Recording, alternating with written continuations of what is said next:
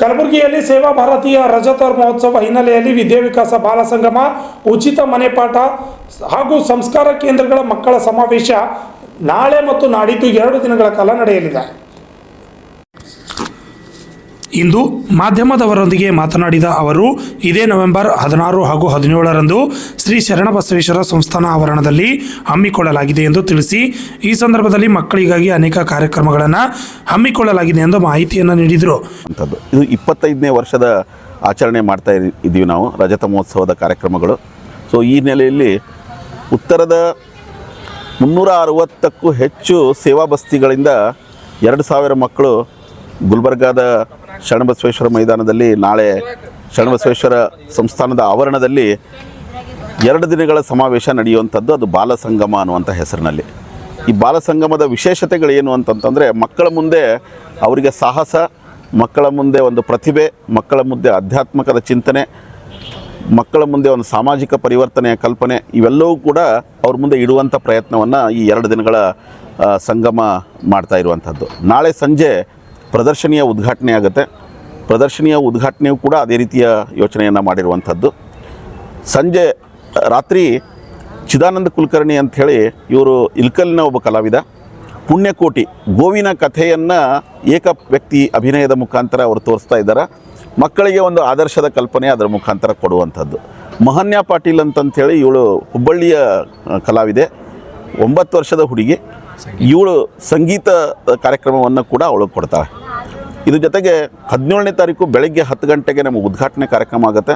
ಈ ಉದ್ಘಾಟನಾ ಕಾರ್ಯಕ್ರಮದಲ್ಲಿ ಪರಮ ಪೂಜ್ಯ ದಾಕ್ಷಾಯಿಣಿಯ ಮಾತೋಶ್ರೀ ಅವರು ಸಾನ್ನಿಧ್ಯವನ್ನು ವಹಿಸ್ತಾರೆ.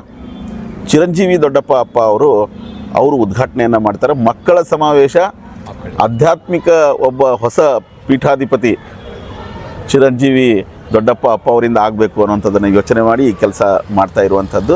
ವಿಜಯಲಕ್ಷ್ಮಿ ದೇಶಮಾನೆ ಅಂಥೇಳಿ ಅವರು ಕಲಬುರಗಿಯವರೇ, ಕಿದ್ವಾಯಿ ಹಾಸ್ಪಿಟಲಲ್ಲಿ ಕ್ಯಾನ್ಸರ್ ರೋಗ ತಜ್ಞರಾಗಿ ಕೆಲಸ ಮಾಡಿದಂಥವರು, ಅದರ ನಿರ್ದೇಶಕರಾಗಿಯೂ ಕೂಡ ಕಾರ್ಯ ಮಾಡಿದಂಥವರು. ಅವರು ಮುಖ್ಯ ಅತಿಥಿಗಳಾಗಿ ಈ ಕಾರ್ಯಕ್ರಮದಲ್ಲಿ ಬರ್ತಾರೆ.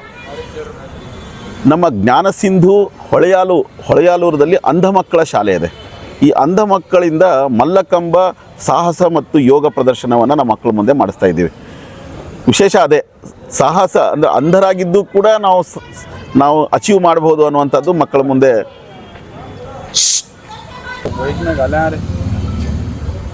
ಕೂಡ ಅವ್ರ ಪ್ರತಿಭೆಯನ್ನು, ಅವರ ಅಚೀವನ್ನು, ಸಾಧನೆಯನ್ನು ಮಾಡ್ಬೋದು ಅನ್ನುವಂಥದ್ದು ಮಕ್ಕಳ ಮುಂದೆ ತೋರಿಸುವಂಥ ಕೆಲಸ ಮಲ್ಲಕಂಬದ ಮುಖಾಂತರ ಮಾಡ್ತಾ ಇದ್ದೀವಿ. ಇನ್ನೊಂದು ವಿಶೇಷ ಕಾರ್ಯಕ್ರಮ ಮಾತೃಭೋಜನ.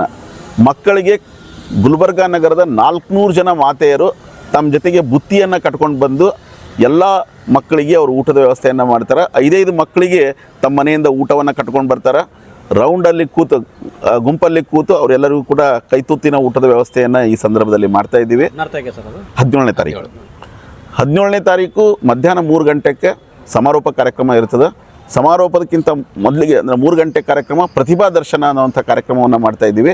ಅಲ್ಲಿ ಇಡೀ ಉತ್ತರದಿಂದ ಬಂದಂಥ ಮಕ್ಕಳ ಅವ್ರು ಕಲಿತಂಥ ಸಂಗತಿಗಳನ್ನು ಅವರು ಅಲ್ಲಿ ಪ್ರದರ್ಶನವನ್ನು ಮಾಡುವಂಥವರಿದ್ದಾರೆ.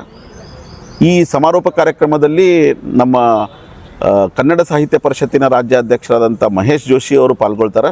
ಅದ್ರ ಜೊತೆಗೆ ನಗರದ ಬೇರೆ ಬೇರೆ ಗಣ್ಯರು ಕೂಡ ಈ ಇದರಲ್ಲಿ ಪಾಲ್ಗೊಳ್ಳುವಂಥವ್ರು ಇದ್ದಾರೆ. ಈ ಒಟ್ಟು ಕಾರ್ಯಕ್ರಮದ ಸಾನ್ನಿಧ್ಯವನ್ನು ನಮ್ಮ ಮಾತೋಶ್ರೀಯವರು ವಹಿಸ್ತಾರೆ. ಬಸವರಾಜ್ ದೇಶಮುಖ್ ಅವರು ನಮ್ಮ ಸಮಾರೋಹ ಸಮಿತಿಯ ಅಧ್ಯಕ್ಷರು, ಅವರು ಅಧ್ಯಕ್ಷತೆಯನ್ನು ಎಲ್ಲ ಕಾರ್ಯಕ್ರಮಗಳಿಗೆ ವಹಿಸುವಂಥವರಿದ್ದಾರೆ. ನಮ್ಮ ರಾಜ್ಯದ ಅಧ್ಯಕ್ಷರಾದಂಥ ಬಾಬುರಾವ್ ಗಂಟಸಾಲ ಅವರು, ಈ ಸಮಾರೋಹ ಸಮಿತಿಯ ಕಾರ್ಯದರ್ಶಿಗಳಂಥ HD ಪಾಟೀಲ್ರು, ಇವರೆಲ್ಲರೂ ಕೂಡ ಬರುವಂಥವರಿದ್ದಾರೆ. ನಾನು doctor Raghu Akmanchi. Bureau report RJ32 Kannada news, Kalaburagi.